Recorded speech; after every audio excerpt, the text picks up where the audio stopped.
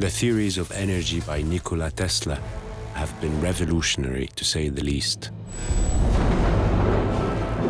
But for some mysterious reason, history does not dwell enough on his story. The US government sat on Tesla's entire estate for 10 years. Did they keep any of his papers? I read that some people claim that Tesla saw the Great Pyramid as a power generator. All the pyramids had an explosion, and maybe all at the same time. Did you know that the word pyromene in Latin means fire in the middle?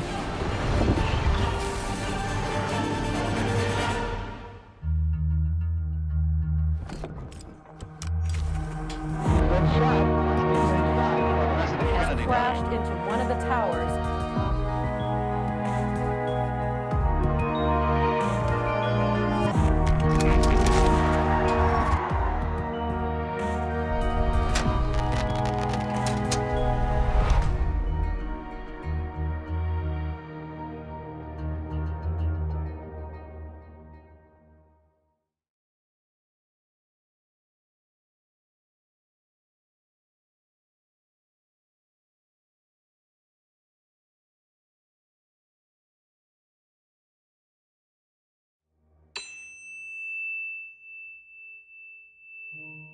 Before Tesla, you could only send electricity 1 mile just for lighting. After Tesla, you could run factories 400, 500, 600 miles in all directions. They get a story and they repeat it over and over. They have no proof of any of it. They never found a mummy in a pyramid.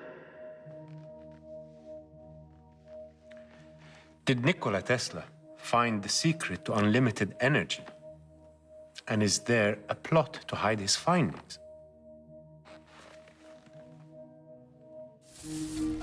Energy, the ultimate power. When I think about it, I find that most wars that have been waged in the past years have been about the control of what provides energy. And if I'm to talk about energy, then I must mention Nikola Tesla. I still remember my physics teacher at school saying that Tesla was an exceptional genius, whose work is behind many important inventions. The story of energy might be quite mysterious. Tesla was a scientist, but some people say that he was mystical.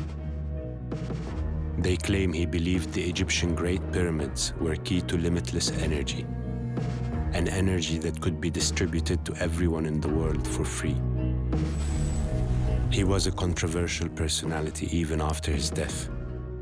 They say that after he died alone in his hotel room in New York, the FBI confiscated all his belongings, taking all his documents with them. And for many years, they say they were classified, and even until now, many people claim there are documents missing. Who was Nikola Tesla? Was he really a genius? What is the difference between him and the famous inventor Thomas Edison? I think the best person to answer this is Dr. Mark Safer, writer and university lecturer, who also authored the book Wizard: The Life and Times of Nikola Tesla. Hi, Mark. Thank you for meeting me. Thank you. The first question I have is, who was Nikola Tesla? Nikola Tesla was born in 1856 in Smiljan, Croatia. He studied at the University of Graz, which was like the MIT of Austria in those days. He was a mathematical genius, and he eventually moved to the United States to work for Tom Edison. Things didn't work out too well, and then he moved out on his own. Can you tell me what was his greatest accomplishments? And I don't think it's just one. I think there's at least 3 major inventions.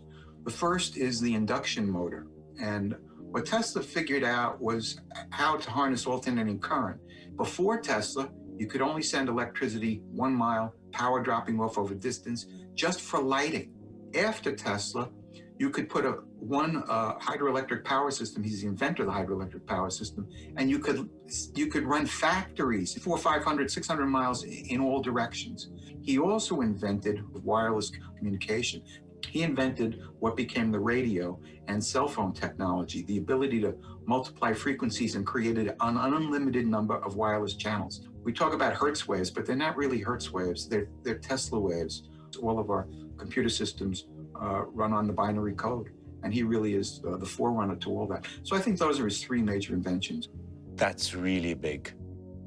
In your opinion, what makes him different from other inventors like Edison, for example? In general, Edison built better mousetraps. The light bulb existed before Edison perfected the light bulb. Motion picture cameras existed. He built the best one. Tesla himself distinguished from Edison because Tesla said, I discovered new principles. He was able to transmit voice by means of wireless communication. That was a new principle.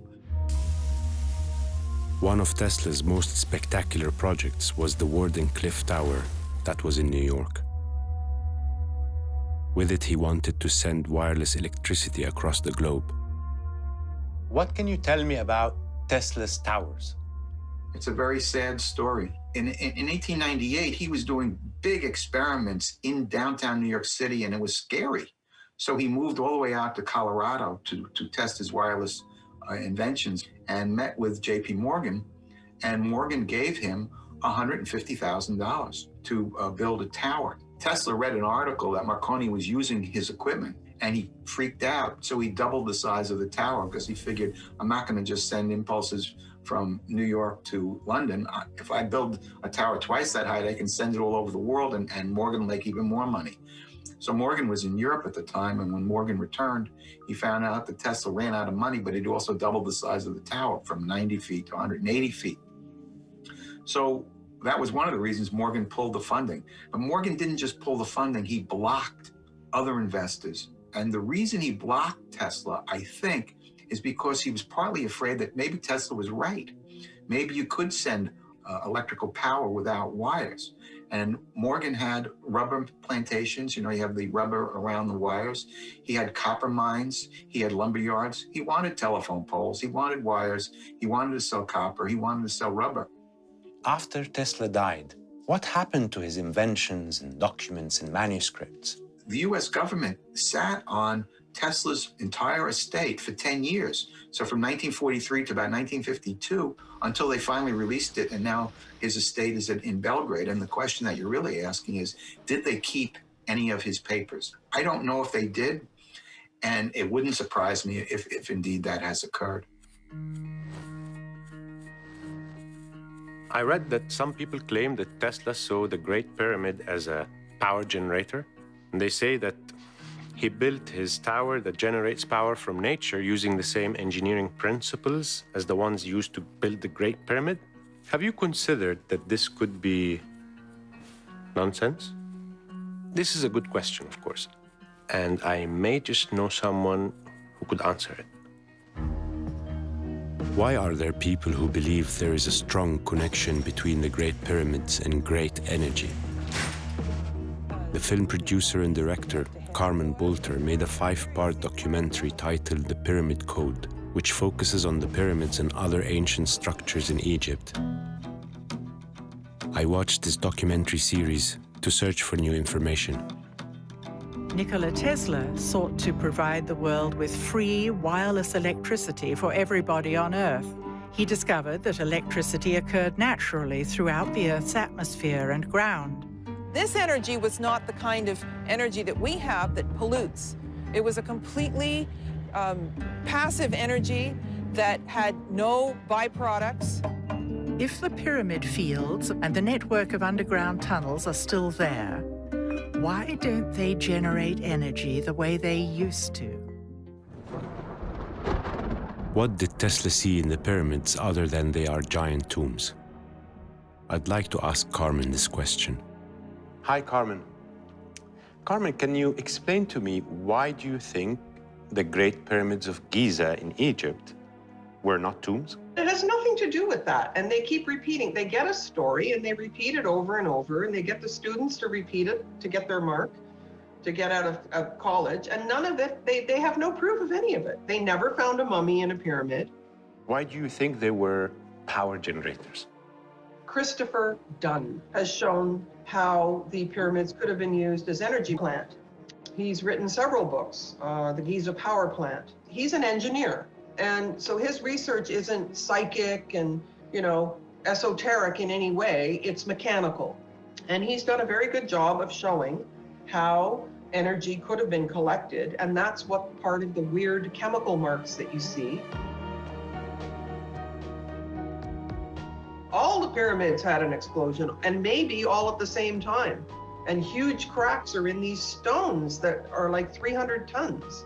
So how do you crack through the entire stone without this force? And in the Great Pyramid, in the King's Chamber, there's like a crack in the wall, and the side of the sarcophagus is blown right off. And that's like 4 inches thick of pure granite, which is very hard.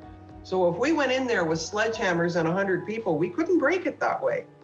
It's funny that you say that, because did you know that the word pyramid in Latin means fire in the middle? Aha! Did Tesla use ancient Egyptian theories in his work? Is there a similarity between Tesla's towers of wireless energy and the pyramids? Danny Kerr has done a lot of research on the pyramids and energy. He may have some answers. Hi, Danny. How do you think the pyramids generated energy? I went to look at the inside of the Great Pyramid and try and figure out how it worked. And what I realized was there was a gentleman named John Cadman. He's a hydrologist, and he had shown that the Great Pyramid could then be like a pulse generator. He showed how it created water hammer and could pump water. When I first saw his theory, I realized right away that the granite plugs that are in the start of the ascending passages, that those would move. The pyramids had perimeter walls around them, and I didn't know this before, and it's accepted by Egyptologists, and they say it was to keep thieves out. And what he was saying was it was to keep water in.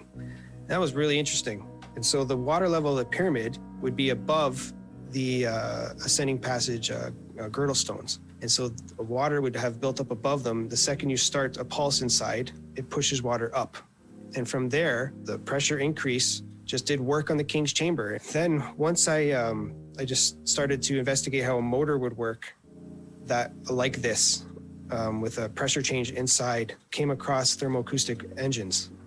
Can you now please tell me similarities between Tesla's Wardenclyffe Tower and the Giza Pyramids? Apparently Tesla said his Wardenclyffe Tower, he was using a longitudinal wave, or he was outputting a longitudinal electric wave. And technically it's not possible. No one's figured that out.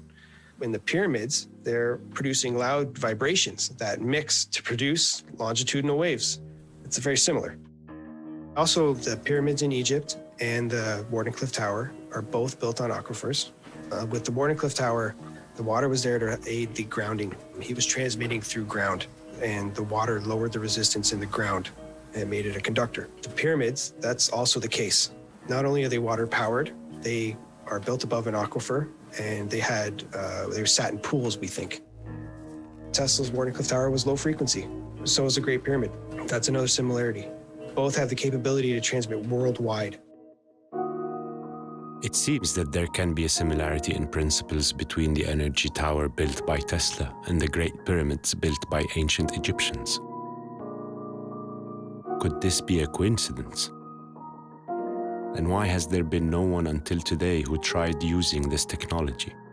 These are questions that require another journey to search for answers. Energy is simply power. That's why I see the most important structures today are not palaces or skyscrapers or cemeteries. I think structures like dams, oil rigs, and nuclear power plants are the most important, because these are the factories of energy, hence power. Yet when we look at the Great Pyramids of Giza, are we supposed to think they were no more than giant tombs? If financing Tesla hadn't stopped, he could have succeeded in providing the world with clean energy at low cost. Does that mean Tesla could have changed the world?